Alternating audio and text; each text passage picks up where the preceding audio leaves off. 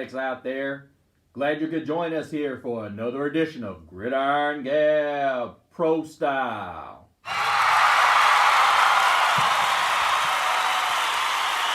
Where we gab about all things pro football, from the scoops of the regular season to the scores in the postseason and the picks in the offseason. Let's start gabbing. The autumn winds move like the thunderous waves of Neptune's sacred palace. And here, amongst the blackened soil, lies the ragged hands, worn, torn, and callous. They await with cunning and vicious prowess, for the warriors have returned.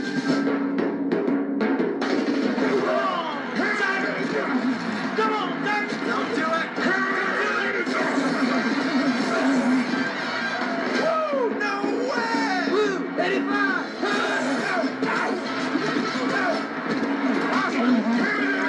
Crying out loud! You're making me, you're driving me nuts! But behold, Welcome back, you guys. Thank you for joining us for our divisional playoff edition of Gridiron Gab Pro Style. I am, of course, Mr. CeeLo here, about to get you caught up on our first matchup of Sunday to find out who will be on the other side to face the San Francisco 49ers between the Buccaneers and the Detroit Lions. Of course, the big headline in this one was the Lions winning their first playoff game in 32 years. And they're looking now to win 2 playoff games for the first time since 1957. Now, many of you guys probably were not born then. Of course, my father was born. He would have been not even a year old. He would have been an infant still.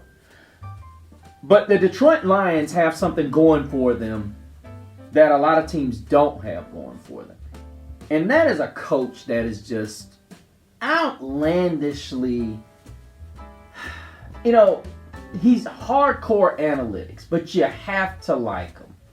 You really have to like Dan Campbell. You really do.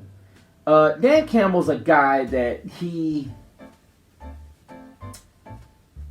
one of those guys that he rolls the dice, and not in a strong way. He really goes with analytics. So it is, as odd as it may seem of him challenging or bucking the system on fourth down, he's really not that kind of a guy. He's really a guy that just leans toward analytics, for the most part. And I don't think it was Troy Aikman that pointed that out. I'm not sure. But what I really think makes him a special breed is he resonates with his fans and his players.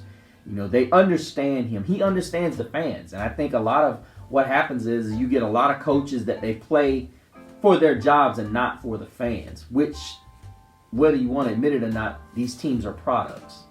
He understands that. What the fans want to see. You got a lot of fans that are going to second guess regardless of whether it's successful or not, like his choice to go for 2 in a game, and it cost them the game because they didn't get it. I think it was penalty after penalty. I think it was against the Cowboys, if I remember correctly. You had people that were on board with it on X or Twitter, Facebook, same thing, and all of a sudden, boom, those same fans turned on them. I was of the essence after the whole debacle went down with that perfectly called 2-point conversion deception. If they weren't going to give it to us, hey, just kick the field goal and play for 2. But ultimately, you had the perfect play when the Cowboys were on their heels, and unfortunately, horrible officiating cost you. And I would have just been like, I couldn't call one any better than that. So that just tells me right then and there, this is not my percentage. But he still went and did it. But looking at it, you love Dan Campbell, and I love the fact that he's got such a hardcore football team that goes out there and goes at it. And I will say this, do I think he's got a great offensive coordinator in Ben Johnson? Of course, I think everybody else in the league is happy with him. I'm a Carolina Panther guy, and that's who they're looking at. But now I will say this, in fairness to the team that he has, he's done a tremendous job putting the offense together. Because here's the thing. He's probably going to have to do more this week because I don't think the Tampa Bay Buccaneers are going to look at that graphic. And I can't remember if it was Troy Aikman or Scott Van Pelt that showed the graphic. He was 21 for 21 with no blitzing. And I think it was like 1 for 6 with the blitz. Solution presents itself. However, I do think the dangerous thing about this game for the Buccaneers is if they can establish the run. Now, I will say this. They have been very good. They have been very good running the football. And if they can run the football and establish play action pass, that is trouble. They're going to have to contain Montgomery and Gibbs. If they can contain those two guys and put the pressure on Jared Goff, this has the makings of a Tampa Bay victory. However, with Aiden Hutchinson leading the charge, this could be a serious problem for the Bucs because I'll admit, Tampa Bay has come along strong at the end of the season as well. I think that's something that has been ignored by a lot of people. They've ignored the fact that this team has come a long way and done some really good things. And you got to keep growing as a team. And Tampa Bay is looking like they're growing. They're looking like that defense that Todd Bowles has wanted to, create in Tampa Bay. And don't get me wrong, the offense has always been the problem in Tampa Bay. Casey Rogers and Larry Foote have done a pretty darn good job. And Todd Bowles, of course, is still overseeing the defense coordinating positions as well, which is a good thing because that's where he specialized in before he became a head coach. But I'm looking at this game and I'm seeing so many differences because Aaron Glenn does a great job. And Detroit's defense has gotten so much more efficient at following up what this offense does. Because initially, when this team started its run, this was a team that would get in 20, 30-point holes because the defense was so bad. And then Goff and the offense would just be like, hey, we're just going to run our course. We're out of this game. And they would chip away. And before you knew it, they were back in the game with an opportunity to win the game. And I believe when you start looking at the way Dan Campbell was coaching, he was coaching these guys like, hey, we're not going to worry. But then he started to realize, I've got these guys playing relaxed no matter what the deficit is. And these guys were having fun regardless of what was going on out there. They had nothing to lose. It was like they were the bad news bears out there. It's not funny, Ed. Hey, shut up! Nobody told the Lions that, hey, we're not supposed to be in this game. We're not supposed to win this game. We're supposed to get blown out of this game. And these guys are here. Whereas you're looking at the Buccaneers and they've had 3 years of Tom Brady. And they've had a Super Bowl. So, in essence, you've got Baker Mayfield. You still got a bunch of hungry guys from those Super Bowl teams. And now you're looking at a team that is still trying to roll its way, but then you got a steamroller in the Detroit Lions that they're hungry. They've got a coach that's hungry. They've got 2 coordinators that are head coaching bound possibly. But they're hungry as well. They want that ring. Needless to say, they have the team to do it.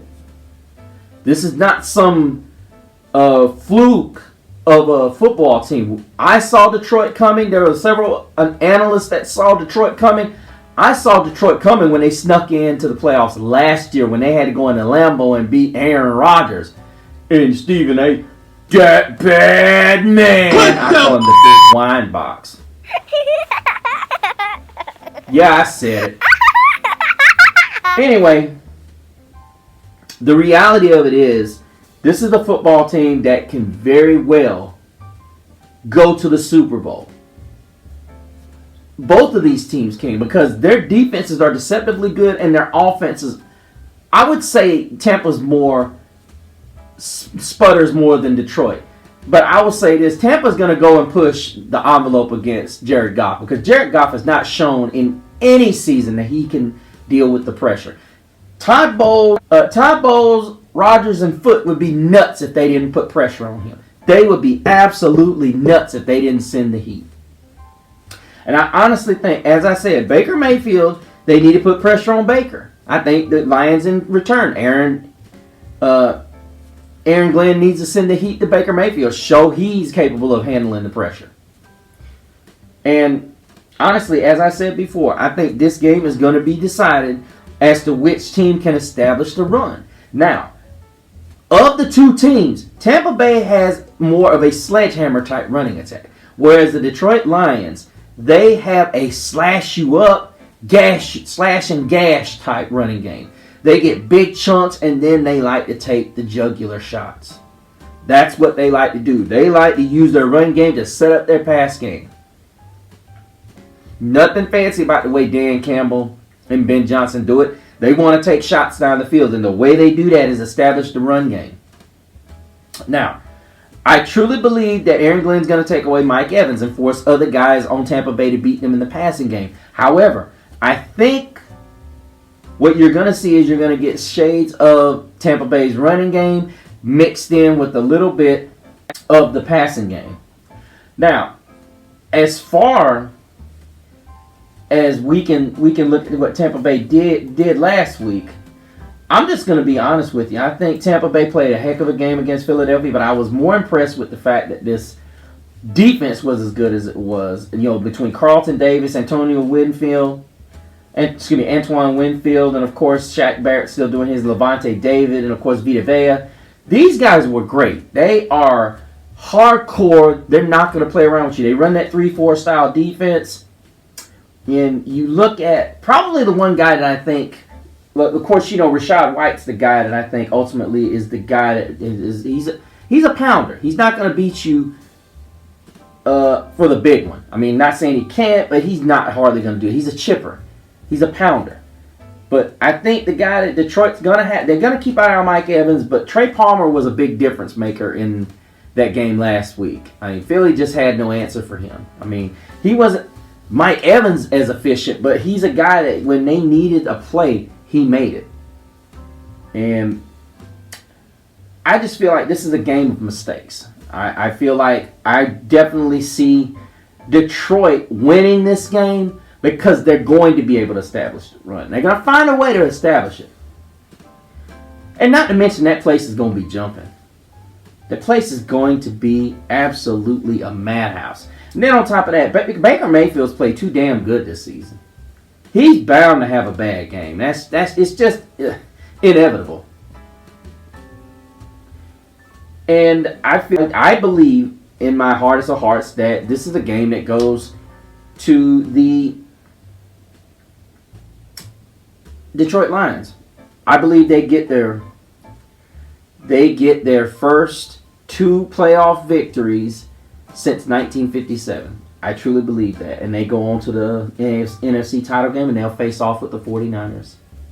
But that's going to do it for us here, you guys. Let me know what you think. Do you agree with my perception of the Detroit Lions going to their first NFC title game in forever? Or do you think the Tampa Bay Buccaneers are going to pull the upset? But go to the Facebook page for the show, Gridiron Gab Pro Style. Leave us some comments. Tell us what we can do to make the show better, and tell us what we can do to make our first live stream successful. Also, go to my Instagram at Mr. CeeLo. Check in on the things that I'm doing. And also comment on the show at YouTube. Let us know what you think, what we can do to make things better. But until the next time, stay warm, you guys. It's so cold around the United States right now. But as I said, same Gab channel, same Gab platform. But behold, there is a warm breeze that comes from the west. The blazing sounds of victory fuel their everlasting quest. It is a call to arms, for they are here. An army that has the will to challenge and the will to dare.